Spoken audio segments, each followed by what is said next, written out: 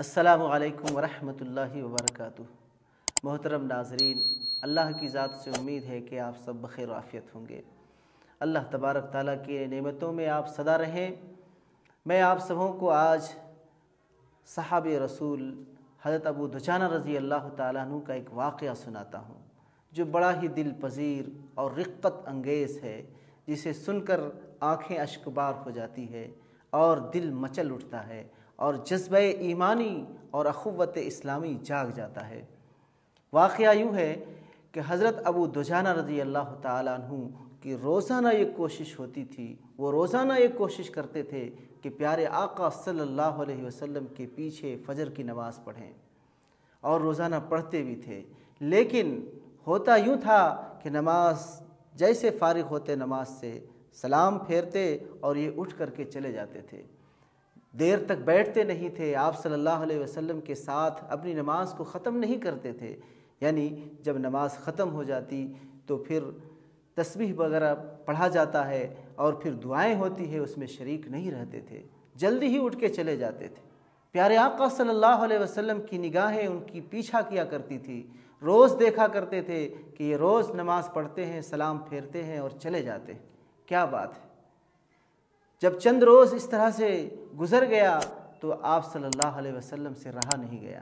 چنانچہ ایک دن حضرت ابو دجانہ رضی اللہ تعالیٰ عنہ کو روک لیے اور پیارے آقا صلی اللہ علیہ وسلم ان سے کہنے لگے مخاطب ہو کر کے، کیا ابو دجانہ تجھے اللہ سے کوئی حاجت نہیں ہے؟ کیا تمہاری کوئی ضرورتیں نہیں ہے؟ تم اللہ سے مانگتے نہیں ہو اور صرف سلام پھیرتے ہو اور چلے جاتے ہو؟ حضرت ابو دجانہ رضی اللہ تعالیٰ عنہ کہنے لگے، یا رسول اللہ، کیوں نہیں، میں تو ایک لمحہ کے لیے بھی اللہ تبارک تعالیٰ کی ذات سے مستغنی نہیں ہو سکتا، بے نیاز نہیں ہو سکتا۔ مجھے تو لمحہ لمحہ اور ہر وقت، ہر آن، ہر گھڑی اللہ تبارک تعالیٰ کی ضرورت ہے، حاجت ہے۔ میری زندگی کا کوئی لمحہ ایسا نہیں کہ اللہ کے بے نیازی کے بغیر گزرے، میں تو ان کا محتاج ہوں، ضرورت مند ہوں۔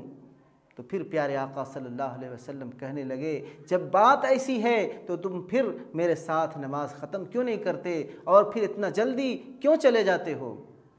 تو وہ حضرت ابو دجانہ رضی اللہ تعالیٰ عنہ کہنے لگے، بات اصل یہ ہے یا رسول اللہ کہ میرے گھر کے پاس، یعنی میرا جو پڑوسی ہے، ایک یہودی پڑوسی ہے، اس کے گھر کے اندر ایک کھجور کا درخت ہے، اس کی کچھ شاخیں ہمارے گھر کی طرف جھکی ہوئی ہیں، اور جب رات کو تیز ہوا چلتی ہے، اس ہوا کے جھونکوں کی وجہ سے پکے پکے کھجور ہمارے آنگن میں بھی گر جاتے ہیں، ہمارے صحن میں بھی گر جاتے ہیں۔ میں روزانہ نماز پڑھ کر کے جلدی اس لیے جاتا ہوں کہ کہیں صبح ہوتے ہوتے ہمارے بچے جاگ نہ جائے اور ان کے بھوکے پیٹ ان کھجوروں کو چن کر اپنے پیٹ کے اندر نہ ڈال لیں، ان کو کھا نہ لے اور اپنے حلق سے نیچے نہ کر لیں۔ یہی ڈر کی وجہ سے میں جلدی جلدی نماز ختم کر کے جلدی اپنے گھر کی طرف جاتا ہوں کہ کل اگر کھا لیں تو پھر ہم اللہ تبارک تعالیٰ کو کیا منہ دکھائیں گے۔ پھر حضرت ابو دجانہ رضی اللہ تعالیٰ عنہ قسم کھا کر کے اللہ تبارک تعالیٰ کی کہنے لگا،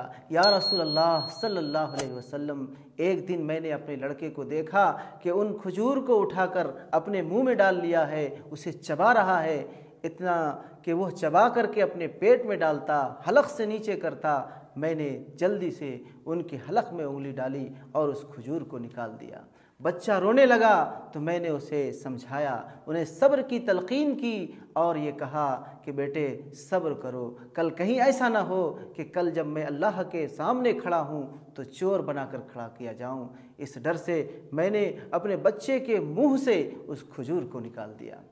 یہ بات حضرت ابوبکر صدیق رضی اللہ تعالیٰ عنہ بھی پاس میں کھڑے تھے، سن رہے تھے، ان کا جوش ایمانی جذبے میں آ گیا اور اخوت اسلامی جذبے میں آ گیا، جوش میں آ گئے، اور فوراً وہ اس یہودی کے گھر گئے اور اس یہودی سے اس کھجور کے درخت کو خرید لیے، اور اس کو خریدنے کے بعد حضرت ابو دجانہ رضی اللہ تعالیٰ عنہ اور ان کے بچوں کو یہ گفٹ کر دیا، تحفے میں دے دیا، ہدیے کے طور پہ دے دیا۔ چند دنوں کے بعد جب اس پڑوسی یہودی کو اس سارے ماجرے کے بارے میں پتہ چلا تو وہ پورے اہل خانہ کے ساتھ، یعنی پورے گھر کے افراد کے ساتھ پیارے آقا صلی اللہ علیہ وسلم کے حضور میں آئے اور اسلام قبول کر لیا۔ تو اسلام ایک ایسا مذہب ہے اور ایسا دین ہے کہ ان کے اخلاق اتنے اچھے ہیں کہ اس کی اخلاق کی جھلکیوں کو دیکھ کر کے غیر بھی متاثر ہوتے ہیں اور وہ ایمان کے اور اسلام کے دامن میں آ کر پناہ لیتے ہیں۔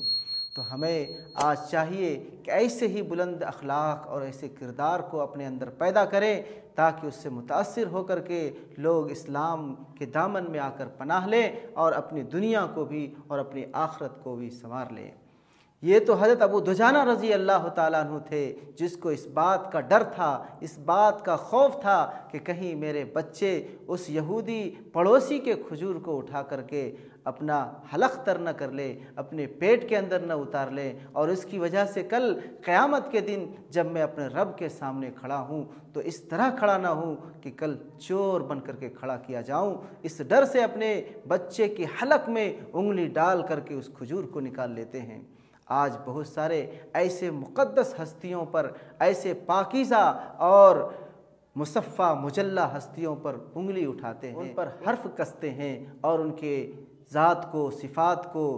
داغدار کرنے کی کوشش کرتے ہیں۔ یاد رکھیے، صحابہ کرام سے محبت رکھنا یہ ایمان کا ایک جز ہے، ایمان کا ایک حصہ ہے۔ پیارے آقا صلی اللہ علیہ وسلم نے فرمایا جو ان سے محبت کرے گا، یعنی جو میرے صحابہ سے محبت کرے گا، وہ مجھ سے محبت رکھنے کی وجہ سے محبت کرے گا، اور جو ان سے بغض رکھے گا وہ مجھ سے بغض رکھنے کی وجہ سے بغض کرے گا۔ میرے دوستو، آج ہم اس واقعہ سے سبق حاصل کریں کہ وہ ایک پڑوسی یہود کے کھجور کھانے سے ڈر رہے تھے۔ آج ہم مسلمان بھائیوں کے، دوسرے بھائیوں کے جو غیر اسلامی بھائی ہیں، ان کے مال کس طرح ناجائز طریقے سے کھا لیتے ہیں، ہڑپ کر لیتے ہیں، دوسروں کے مال کو ناجائز طریقے سے کھا لیتے ہیں، اور ہمارے سر میں ایک جوئی بھی نہیں رنگتی اور ذرا بھی خشیت الہی ہمارے دل کو لرزہ نہیں کرتا، اور ہمارے دل کے اندر اللہ تبارک تعالیٰ کا ڈر ذرا بھی نہیں آتا۔ ہڑپ کر جاتے ہیں، کھا جاتے ہیں، کل اللہ تبارک تعالیٰ کے پاس جائیں گے تو ہمارا کیا حال ہوگا۔ اس لیے اے میرے بھائیوں، بزرگوں، دوستوں، ذرا ہم خوف کریں اور دوسرے کے مال کو ناجائز طریقے سے نہ کھائیں۔ اللہ تبارک تعالیٰ ہم سب کو کہنے سننے سے زیادہ عمل کرنے کی توفیق نصیب فرمائے، اور اللہ تبارک تعالیٰ ہم سب کو حلال رزق نصیب فرمائے اور حرام رزق سے اور دوسروں کی حق تلفی کرنے سے اللہ ہمیشہ محفوظ فرمائے۔ آمین۔ السلام علیکم ورحمۃ اللہ وبرکاتہ۔